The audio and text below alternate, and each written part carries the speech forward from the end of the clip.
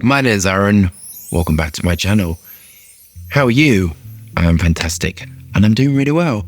And today I'm reviewing Pearl Oud by Kilian. I wanted to say the house by Kilian, but it doesn't work. By Kilian. Okay, so this is expensive. £320 for 50ml. I love the feel of the packaging. It's very nice. I'm not going to read all the marketing. It's kind of going on about stuff which I don't really care about, to be honest. But the perfume notes are iris, jasmine, ylang ylang.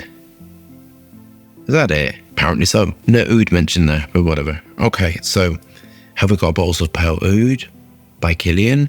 Are we engaged with the higher self? Let's get testing. Let's have a look. A little bit disappointing atomizer when I for 320 quid, I wanted, it's got a lovely cap. I think it's Estee Lauder now, so it shows that Estee Lauder can put metal caps on things if they want to. So what am I expecting from this? Because it's Estee Lauder, I'm expecting this to be, really well created. Estee Lauder would go out to Givaudan or go out to Firmenich and they would create something. And if you go and get a fragrance created from there, I don't know quite where, to be honest with you. So, and it's a big fragrance house. I love the packaging, I've got to say. I think it's very, very nice. I love the black color. It looks very, very appealing to me. That sort of looks almost like gothic and it's very nice. So, but what I'm expecting from Pearl Oud, what I was saying was, because it's by Estee Lauder, it's kind of like, I'm expecting it to be really good. I've got that sort of thing about it. And I'm hoping because it's more of a niche brand that it's going to be really good. Not like the Tom Ford creations of late, which have been sort of expensive and very underwhelming. So I'm expecting this to be really good. Pearl Oud, I have no idea. They were going on about iris, ylang ylang, and jasmine. So when I think of that, I think immediately of iris, of the Musing Iolone Lit Alpha or Beta Ioners. This was immediately my thing with vanillin and coumarin. Was my initial thing. So jasmine, I'm thinking of hedione and some other aroma chemicals to some acetates, and that's kind of what my immediate thing is. And then ylang ylang. So I'm going to in my head, quite a floral oud, and then oud I'm expecting cypral patchouli. That's kind of what I'm expecting this to be like, you see. But what I'm interested in is this thing ylang ylang. Ylang ylang, you can use some phenyl ethyl acetates and phenyl ethyl alcohol to create, and benzyl salicylate. That's what I'm thinking of to create the lift in it, you see. But I don't know. So let's apply the fragrance and sort of see. I was telling you my thought process, but it's sort of quite interesting where I was going to, what am I expecting?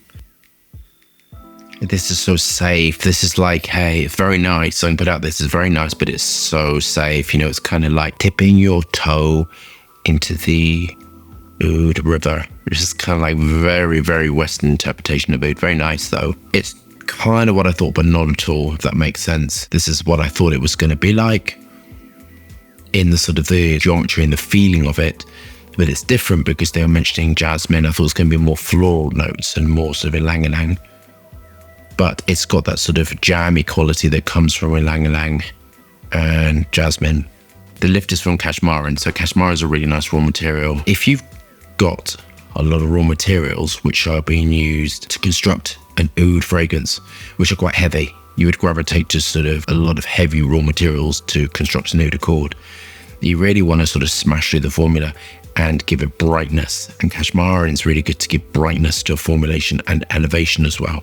Solid at room temperature, sticky and horrible to work with, especially when you're compounding it. It's just, I think horrible glax slide, I think is the next worst offender. Yeah, there's quite a lot of raw materials now coming to head, which I hate working with. Very nice, very bright, very light. And what you'll smell is that sort of sharp, metallic, camphorous, minty quality.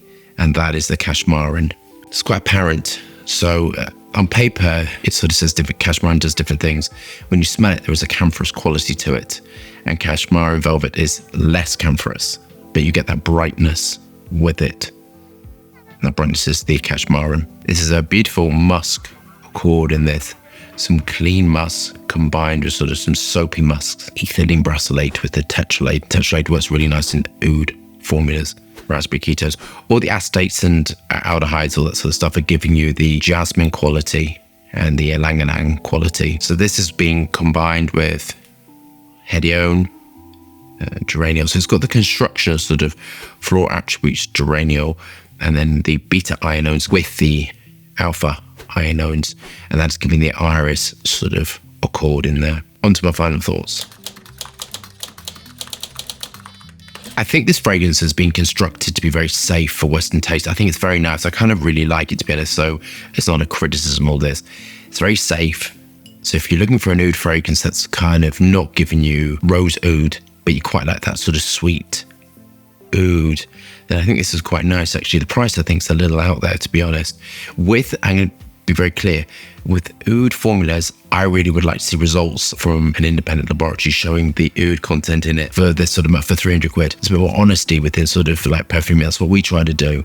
There's something is crazy. The reason why it's a crazy price is because it's got crazy raw materials in. So but that's obviously extra. And there's that transparency with it. Trace amounts of patchouli. Patchouli is a lovely raw material. I love patchouli. This would be very surprising if it didn't have patchouli. I'd be like, yeah, but patchouli's giving it darkness and a luscious nature. Exactly kind of what I would have thought was base. Immediately what you'd reach for: cedarwood, gaiac wood, cypress. Very, very stable. So there was a lot of chemistry involved in this, a lot of chemists in this doing the stability testing. If I was to pick this up and not see oud, and if I was to go, okay, what do you think of this? I don't think I would guess an oud at all.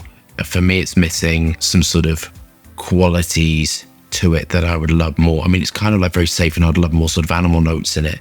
But very honestly, amber would have been nice. And there's some stuff that I would love. Trace amounts of civet. There's certain things that for me are kind of missing within it to make it a bit more risky, but it feels a little bit very safe.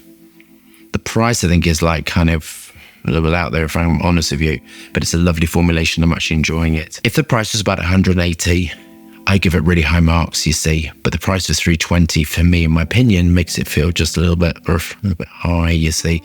So I'm going to mark this an 8 out of 10. I really like it, actually. I think it's very nice. Very enjoyable, very safe, very unisex, quite floral, sweet, raspberry, all the rest of it. But if the price came down about 180, I'd mark it really high. Or if it had more of that dirty, oudy nature, just trace amounts, I would have marked it higher again. It's just a little bit safe for my liking, but very nice. I can actually recommend it. I think it's really nice if you're looking for something, you love oud, and you're looking for something a little bit different, and you're kind of a bit scared of dirty, oudy smells, this would be quite nice for you. So I love that review. Thumbs up and subscribe for fascinating, interesting content, lots of moving hands, and lots of fragrance views. Hope you're staying safe and well. See you soon.